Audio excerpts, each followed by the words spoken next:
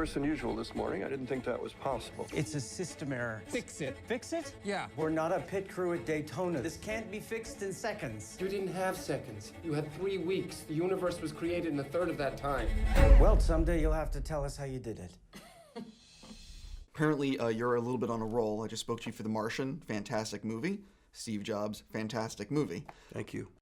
I'm a big fan of Aaron Sorkin. You've worked with Aaron before. Were you sort of like the veteran on set, sort of teaching people how to do the dialogue or how to do the walk and talk? I didn't teach anybody anything, but I was that World War II vet that was coming down in the parade. I felt like that guy, a guy who had survived Sorkin. And 3 years in newsroom was a lot of dialogue. And so Fassbender a couple times would go, I've been memorizing this. And I'd stop and I go, I don't know how the hell you did it. So I took some pride in that. But Michael and Kate, everybody, they just jumped on it. They attacked it. And it's the only way to do Aaron. You've got to outwork. You've got to work harder on this than you have on anything to get the lines. There's so much dialogue to get them not only just in, but get them so you're on top of it, so you know it. It's second nature. Now you can dance on top of it. If you don't quite know it, it's right here, and you're filtered. You're still working on what's the next line, and that just takes repetition and time and time and time and time and time. And they did it, and it shows in the movie. Talk a little bit about memorable moments from filming. Is there a day or two you'll always remember from making Steve Jobs? The scene with Michael in the middle, or where Act 2, where we really went at each other, was a great day. We worked really well together, and I was a little late on that one. Yeah, I'll come in quicker on that, great. And then you go at it, and you're just tearing each other apart. But it was a real dance, that screaming at each other and really going at each other. But it was two guys, two pros working together to pull it off.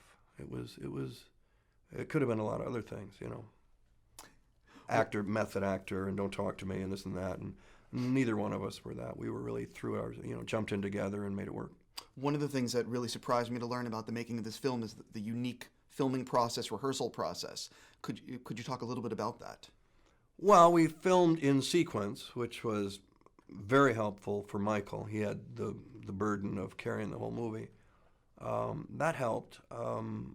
Rehearsals always help, but Danny really insisted on it. So you want to feel like when you get to do the scene, you've done it before. That's part of the Sorkin thing, getting it second nature. Make it feel like it's the 100th performance of a Broadway play, which is a lot different than opening night. You want to be down the road and settled on top of it. And even just having a rehearsal in January and then shooting it in February 4 weeks later, you felt like you'd been there before.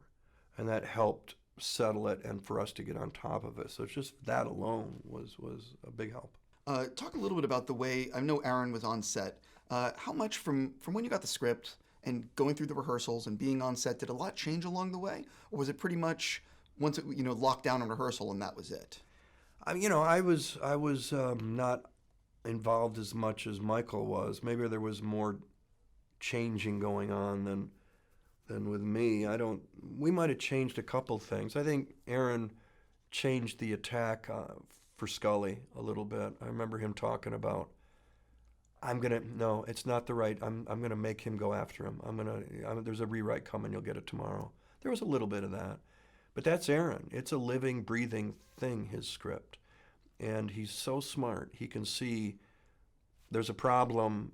We don't need to talk about it. You'll have a new scene tomorrow. Ladies and gentlemen,